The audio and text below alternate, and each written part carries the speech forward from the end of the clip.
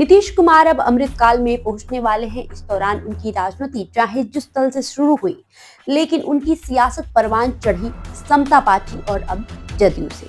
ये भी कि उनका सबसे अधिक साथ भारतीय जनता पार्टी के साथ रहा। केंद्र में भाजपा की सरकार बनी तो नीतीश कुमार को अपने मंत्रिमंडल में अटल बिहारी वाजपेयी ने ससमान जगह दी। बाद में नीतीश को बिहार का सीएम बनाने में भी भाजपा का योगदान रहा। जदयू और नीतीश कुमार के लिए सब कुछ अब तक आसान रहा है। जदयू को कभी विधानसभा में अकेले सरकार बनाने का बहुमत नहीं मिला, लेकिन भाजपा के साथ गठबंधन कर नीतीश 2005 में पहली बार सीएम बने तो अब तक बने हुए हैं। नीतीश कुमार की बढ़ती उम्र के साथ अक्सर बीमार भी पड़ने लगी।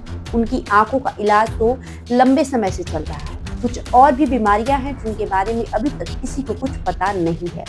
जन स्वराज के नेता प्रशांत किशोर तो इसके लिए आरटीआई लगाने की बात कहते हैं। वे कहते हैं कि सरकारी खर्च से सीएम कहां-कहां और कब इलाज कराने गए, इसकी जानकारी वे आरटीआई से लेना चाहेंगे।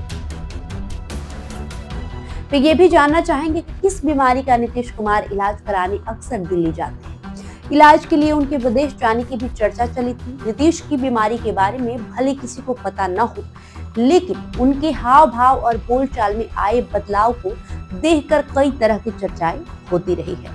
कुछ लोग तो ये भी कहते हैं कि उन्हें उनके ही करीबी कोई ऐसी दवा खिलाए जिससे उनका मानसिक संतुलन बिगड़ता जा रहा है।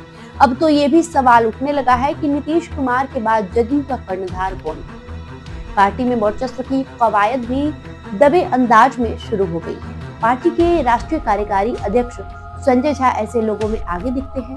विजय चौधरी, ललन सिंह और अशोक चौधरी भी नीतीश कुमार के करीबी रहे। उनकी भी चाहत पार्टी प्रमुख बनने की होगी ही, पर ये तभी संभव होगा जब नीतीश कुमार की रजामंदी मिले। नीतीश ने अभी तक दूसरी पंक्ति के नेता के रूप में किसी व्यक्ति को डेवलप नहीं होने दिया। कभी आरसीपी सिंह को जदयू के सेकंड इन कमांड के रूप में देखा जाता था, पर वे नीतीश के पैरामीटर पर खड़े नहीं उतरे।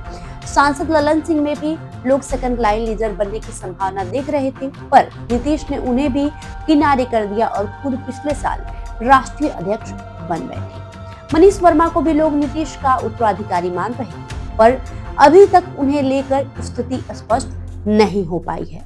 नीतीश कुमार ने कभी अपने परिवार यानी कि बेटे को राजनीति में लाने पर विचार नहीं किया। हालांकि उनके परिवार में बेटे निशांत ही हैं। इंजीनियरिंग की पढ़ाई करने वाले निशांत ना तो इंजीनियर बने और ना ही राजनीति में ही अभी तक कोई रुचि दिखाई। हाल में पहली बार निशांत ने अपने पिता के लिए इस बार वोट करने की अपील की तो उन्हें लेकर कयास लगने शुरू हो गए। हालांकि अब भी निशांत का कहना है कि उन्हें राजनीति में कोई रुचि नहीं है और उन्होंने अध्यात्म की जो राह चुनी है उसी से संतुष्ट है। नीतीश कुमार की अस्वस्थता और उम्र को देखते हुए ये चर्चा जोरों पर है कि जदयू में नीतीश का उत्तराधिकारी कौन होगा। दक्षिण भारतीय पार्टी ऑल इंडिया अन्ना द्रविड़ मुनेत्र कड़गम यानी कि AIADMK की नेता जयललिता लंबे समय तक तमिलनाडु की सीएम रही, पर उन्होंने भी नीतीश कुमार की तरह अपनी पार्टी में सेकंड लाइन का नेता डेवलप नहीं किया। उनके निधन के बाद पार्टी हाशिए पर चली गई। सीएम बनने के बाद पनीर सेल्वम भी कसौटी पर खड़े नहीं उतर पाए। नीतीश कुमार की उम्र और अस्वस्थता को देखते हुए ये भी चर्चा चल पड़ी है कि कहीं जदयू का हाल भी जयललिता की पार्टी AIADMK जैसा न हो जाए। बहरहाल आपका इस खबर पे जो भी प्रतिक्रिया होगा हमें कमेंट बॉक्स में लिखकर जरूर बताएं। बहुत बहुत शुक्रिया।